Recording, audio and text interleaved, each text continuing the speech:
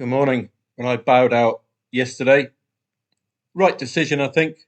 Not too many trading angles. And you'll note they keep getting the African odds. It's slightly wrong. These suggest 3 goals, not a tough 84th minute winner. Arguably could have laid that late draw. 1.01. Got that one about right, but we normally expect 4+ goals there, but we do expect goals before half time. And the other one, well, 1.65 again. That's the scoreline we expect of a 1.22 shot. So just slightly getting Africa wrong. They do so consistently, the bookmakers. So that might be something to think about. In Asia, well, all odds-on favourites at home should have given you an angle in, particularly if the opponent scored first, which they didn't on that occasion. So when you've got all odds on at home, you don't expect to lose. A draw, yes, but you don't expect to lose. So it should be good trading angles, but they looked far too efficient yesterday. Qatar, Jordan, all scoring first. Iraq and Kuwait, possibilities if you just stuck with Iraq and you'd have had to stick with them throughout. Let's be honest, you'd have got an absolutely massive return. Anyone wise enough to lay Kuwait very, very late on would have profited very well from that return from Iraq in the last gasp. In Europe, not many surprises yesterday. We did note the FIFA rankings. Now you see the importance of the FIFA rankings. Those odds a little bit too short for a top 10 clash. Or is it a top 10 clash? I think Croatia just outside the top 10, France second. But a superb win. Would you have taken on that Croat lead? Could have done, it being 2-0 at half time. It's a good angle to get in to back France at higher odds, lay Croatia at lower odds. So that would have been a losing play. Denmark and Portugal, depending on the timing of the Danish goal. Well, you had a missed penalty in the first half. 78th minute, Højlund goal. Looked like quite a few changes in the ranks as well in Portugal. Insurance, well, a little bit late in the match for insurance there.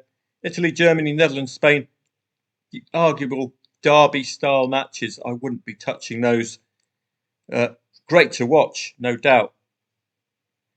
Perhaps if the Dutch scored first or led 2-0, they led 2-1, arguably could have taken them on there. Marino, late equaliser. So that could have been an angle in as well. 81st minute, red card, possibly take on that 2-1 lead. Turkey looked very good yesterday. Austria, Serbia, not quite going the way of the market, but as I argue, the short price favourites at home tend to be traders' friends, i.e. they don't tend to lose. You saw that all the way through in Asia. Well done to Ireland yesterday, and well done to the Scots. When did they score? Would you have taken insurance out and taken on the Scots? It was a penalty, so arguably less impressive a lead. Superb result. But I suspect, had we been looking at this, we could have possibly taken on the Scots with insurance. Second half, just the one shot on target, 11 off. Very, very good defensive display from Scotland yesterday.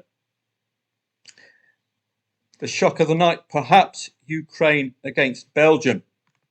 Looking at the FIFA World Rankings again. Thankfully, they've got this new facility, so you can go straight to the teams. So we've got Ukraine, 25th against Belgium, 8th. So not quite in keeping with the rankings, that result there. Looked to be all second half action. As you were entering half time, it's as you were, isn't it? 1.91 the favourite. but an excellent second half performance. Brilliant response from Ukraine. I wouldn't have seen it coming. I wouldn't have necessarily taken on a top 8 side against a top 25 side with a goal head start. Today will be similar to yesterday. It's difficult for me to get enthused about first legs, so you'll excuse me if I don't make an appearance. Second legs, you'll find the angles in. The angles last night would have all been kind of delaying angles, speculative late plays, and taking on a team leading, I think, with a red card. African World Championship. So again, like yesterday, a focus on odds on favourites, quite a few of them at home. That's a starting point. But you saw yesterday, the market has tended to misread these African matches. So where you'd normally expect 3+ goals in these very, very short prices, 1.22 and lower, or 1.3 and lower, quite a few of them today. We only just scraped the barrel with a 1-0 win for one of those yesterday. So got to be very careful. But it's a clear indicator, as will be the rankings. Look at Burundi against the Ivory Coast. That's 139th. It's probably Côte d'Ivoire, I think. No. Yes, it is. There we go. 46th. So there's a clear difference there. And that should be borne out in the odds. 1.25. Burundi again. 46th for the Ivory Coast.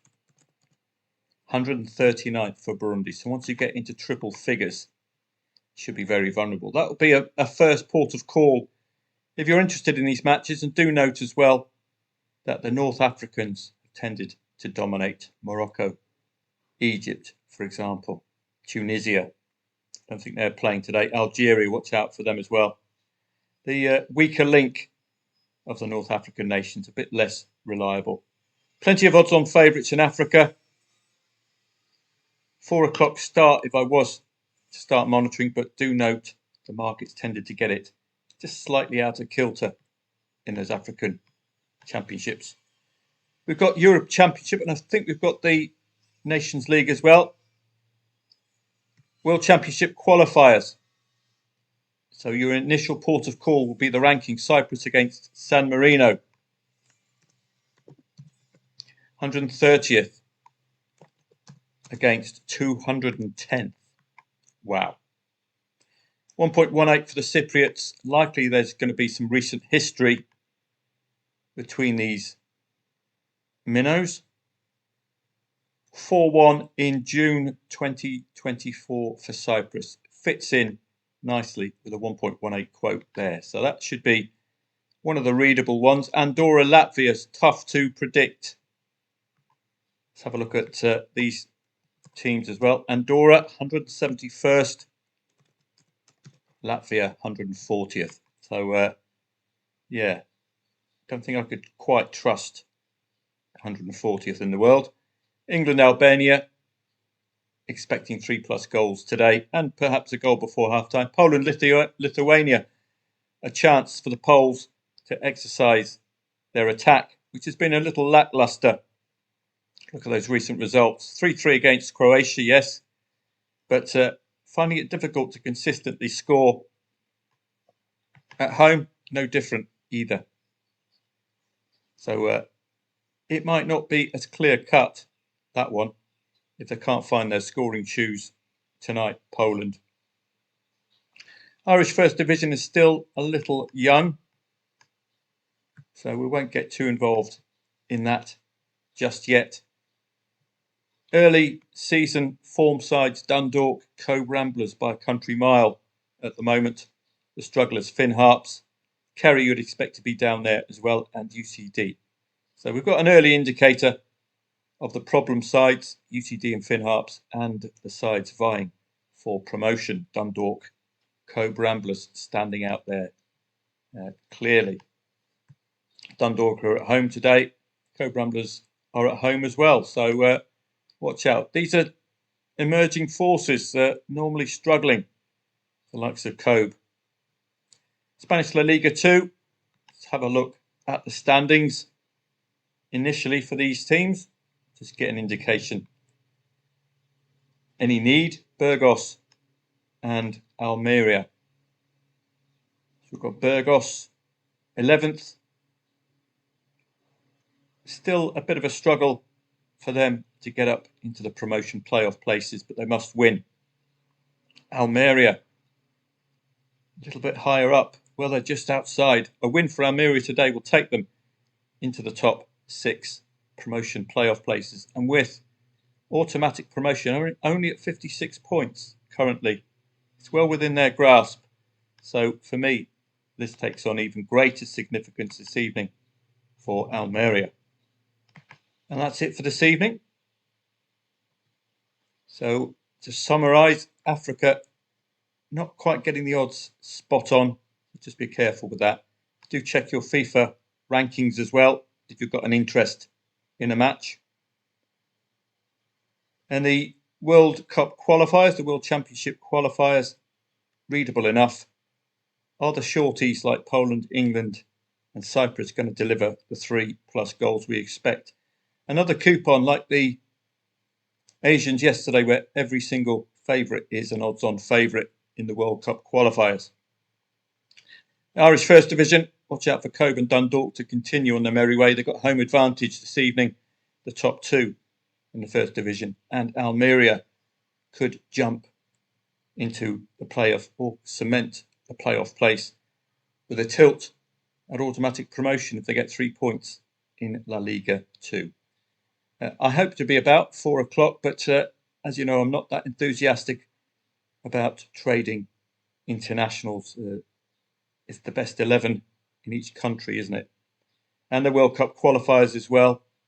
Not necessarily going to see these translating into the easy wins that the market expects. Could have a very defensive Burundi lasting out for long enough. That might give us the angles, the half times, for instance. I hope to be about 4 o'clock, ordinarily a day off today.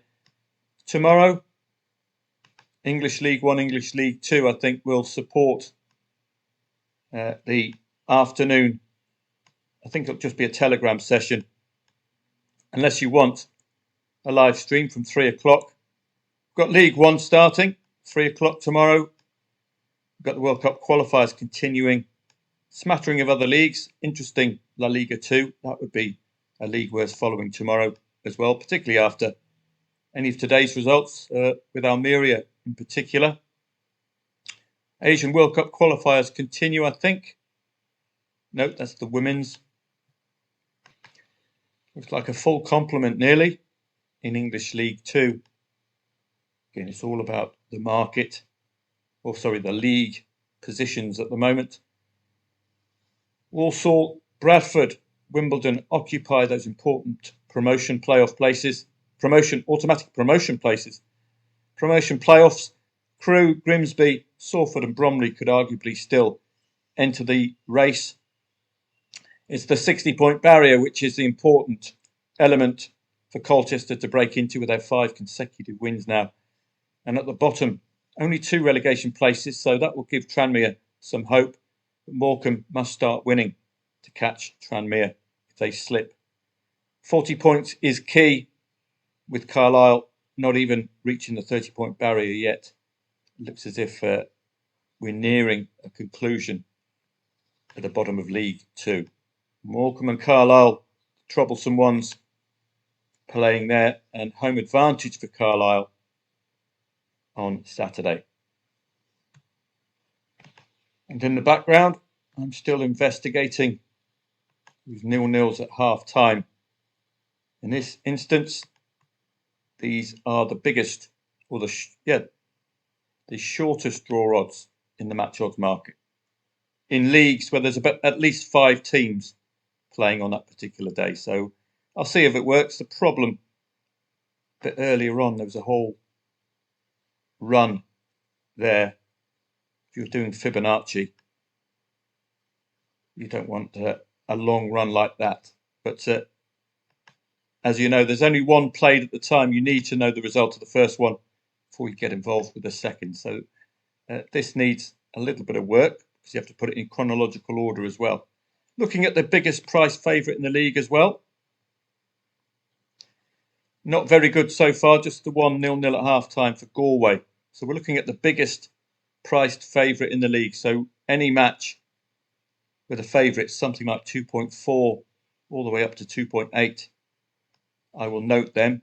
We're just looking for a simple way to create one bet per league per day.